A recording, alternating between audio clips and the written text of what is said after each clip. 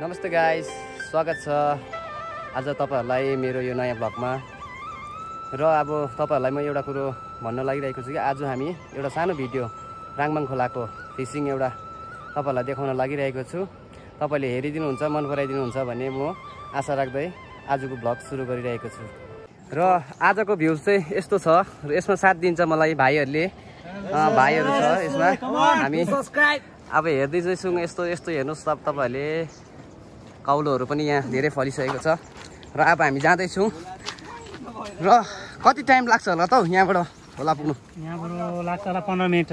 15 मिनेटहरु लाग्छ है। ल अब हामी जाँदै छौं। 15 मिनेट लाग्ने रहेछ। म तपाईहरुलाई देखाउने छु यहाँको राङभाङ खोलाको नजाराहरु। तपाईले मन पराइदिनुहुन्छ भन्ने म आशा गरेको छु। र भाइ धेरै थाके जस्तो छ फेरि निकेश भाइलाई पनि। थाकेको हैन, टट्टी आयो। Oh my god. भाइ अलिकति टोयलेटले साह्रो पारेकोले हुनाले गर्दा भाइलाई पछि नै छोडिदिँदैछु। ओ माय गॉड। कटोर है भाइ?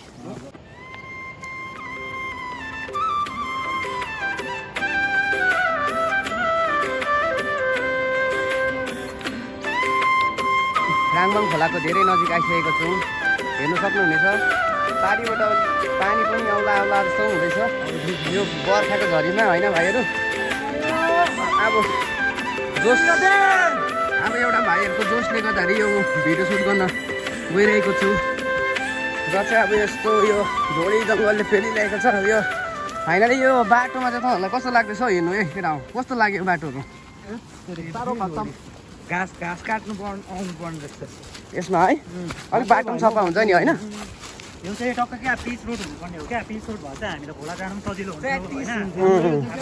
यो बाटो चाहिँ खोलासम्म रोड पुगेको भए कस्तो दामी हुन्थ्यो होला भन्दा टुरिस्ट डेस्टिनेसन हुन्थ्यो। गाउँमा डेभलप हुन्थ्यो, हुन्थ्यो बलुवा ढुङ्गा होइन केटा हो। अब चाहिँ हामी युथहरू मिलेर चाहिँ यो बाटो चाहिँ जसरी पनि गर्नुपर्छ है, नभए हुँदैन। कहाँ हुन्छ अब हो नि है।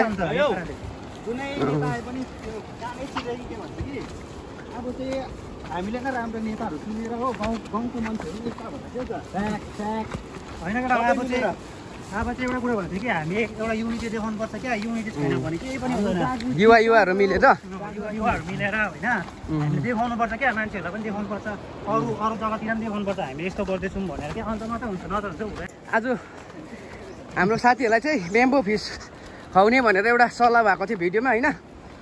भिडियो पनि गर्ने, बेम्बो फिस पनि खाने एउटा केटाहरूको। तल पुगेपछि के हुन्छ गाइस त्यो चाहिँ हेर्दै गरिदिनुहोस् यो भिडियो चाहिँ। तर अब गइसकेपछि के चाहिँ हुन्छ? अब खोला पनि ठुलो बढेको छ। अब माछा पनि मर्छ मर्दैन त्यो त हामीलाई थाहा छैन। खोलै पुगेर हुन्छ होइन गाइस। पानी पनि आएकै छ। अब फेरि हामीले यो भिडियो सुट गर्नु लागि नै अलिक ढिलो आयौँ। हाम्रो सल्लाह नै ढिलो भइदियो क्या। त्यसले गर्दाखेरि अब साथीहरूसँग जोस चलाएर नै आएको छु होइन गाइस। यो हेर्दै गर्नु होला यो भिडियोलाई चाहिँ एकदम तपाईँले एकदम सब्सक्राइबहरू सायद गरिदिनुहुन्छ भन्ने आशा राखेर चाहिँ अब यो गरेको हामीले। म अब तपाईँहरूलाई देखाउने छु खोलामा हामी माछा चाहिँ एकदम हामी जाल हानेर पक्रिने छौँ। र माछा मर्छ यो त थाहा छैन, र पनि तपाईँहरूलाई पिक्चर चाहिँ देखाउने नै छौँ हामी। एकदम बाटोको चाहिँ आवश्यकता बहुत जरुरी छ हामीलाई। यो खोलासम्म आउने बाटोहरू हेर्न सक्नुहुनेछ। एकदम झोडी जङ्गल बढेको छ। मध्य बर्खा हो यो हाम्रो। पानी परिरहेको छ खोला। फाइनली हामी आइपुगेको छौँ। तपाईँहरूलाई देखाउने छु। एकदम खोला त पुरा बढेछ नि यार है। अन्त यो बाटो त हामीले वारिपारि तरेको हो पहिला। अहिले त तर्नु नसक्ने छ नि।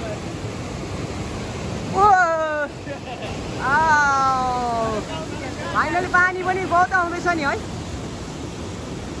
हेर्नु सक्नुहुनेछ। अब यहाँ तलबाट जाल हान्दै आउँछु। फेरि यहाँ आएपछि उता दोस्रो बाटो पक्रेर गएर माथि निस्केर हान्नुपर्ने।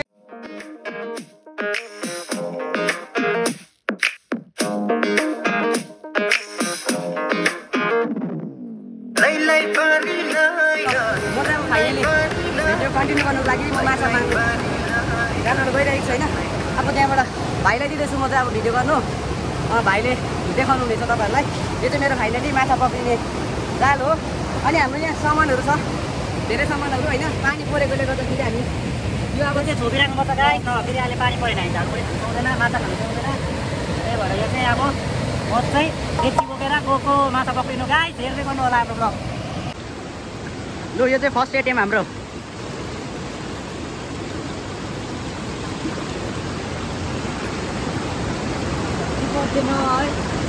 गर्नुपर्छ नि अब यस्तो टाढो आइरहेको हुँदैन गरेछ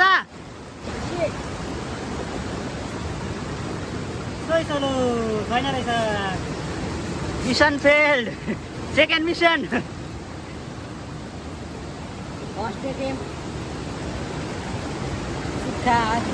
यस्तोमा पनि हामी जाल हान्दै गयो तर यस्तोमै पर्छ होला नि त है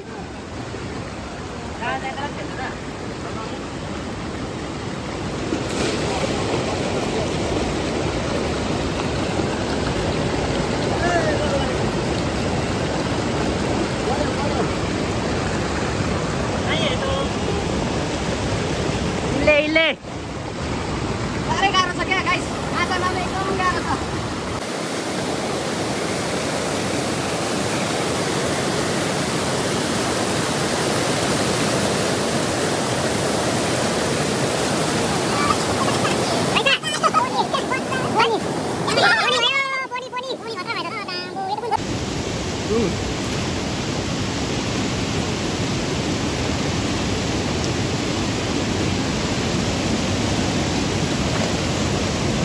पकाएको जाल पनि माछा माछा माछा माछा माछा माछा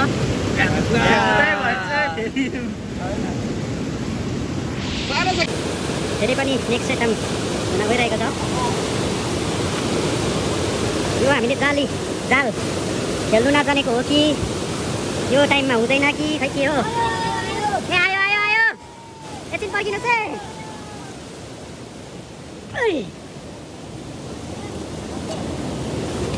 दुईटा परेछ दुईटा कत्ले तिनटा ए बल्ल मरेको मुन्टो चाहिँ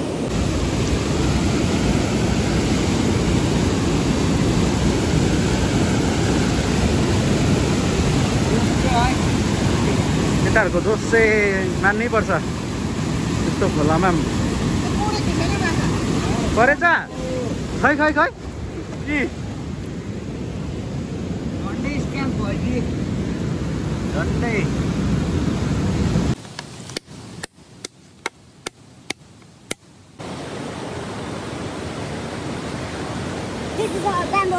हामी यहाँ बसिरहेछ केटाहरू है खोला त त्यतिकै छ अब यहाँ आइपुगेछ यहाँ हेरौँ ए ल फाइनली हामी आइपुग्यौँ है माछा चाहिँ यति छ हेर्नु सक्नुहुन्छ यो चाहिँ हामी तपाईँलाई क्र्याप पनि ब्याम्बोमा पकाएर चाहिँ ए यति भए त दामी बङ्गे राम्रो रहेछ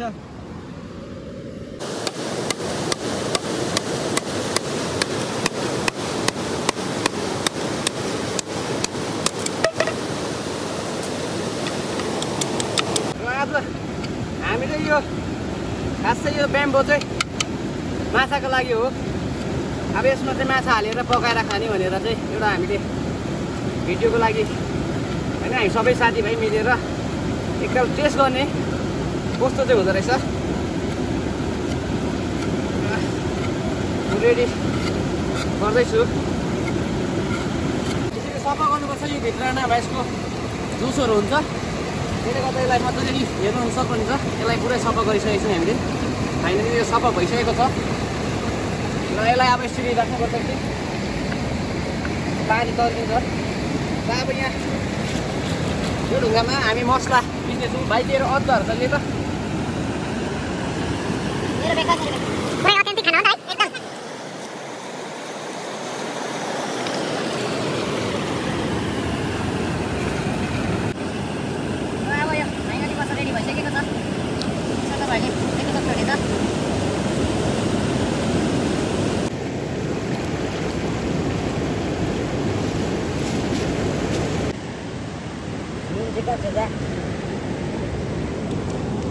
रेडी भइसकेको छ होइन गाइस अब यो चाहिँ तपाईँहरूलाई यहाँ हालेर पकाएर दिन्छु त्यसले भाइ हौदै दियो अब यो पहिला तेल हालिन्छ है यो तेल अब मुखबाङ हो यो चाहिँ अहिले देख्न सक्नुहुन्छ तेल हालिसकेको छु यो हामीले बेम्बोमा हाल्दैछौँ यो पुरा मिरामिट भइसकेको हो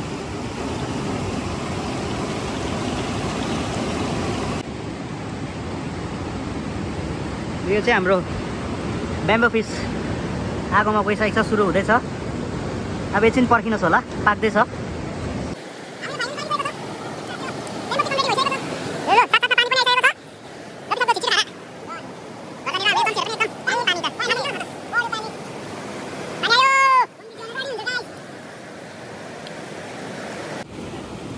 लु लु लु यति साह्रो दुःख गरिरहेको छ साथीभाइहरूले यहाँ ल बेम्बो चिकन त फर्स्टै भुइँभरि भयो हाम्रो बेम्बो फिस ए बेम्बो फिस हाम्रो लु अब सुरु भइसकेको छ हाम्रो यस्तो छ बिजोक चाहिँ पानी परेर रोटी भइरहेको छ गरम भिड चाहिँ जोस चाहिँ यति बिग्न छ तेरेका लु लु लु छुचुत गरे पहिला उडे दुखेर फेरि ठगै होला नि हो गाइस फर्स्टमा म त प्याज खान्छु हो किनभने माछा त अब त्यस्तो परेन म चाहिँ अब माछा खाएर देखाउँदैछु है यो चाहिँ माछा हो हेर्न सक्नुहुनेछ फोनबाट पुरा पानी चल्न थाल्यो छ कि नाइस दा रोयन भाइको पनि फिडब्याक दिइहाल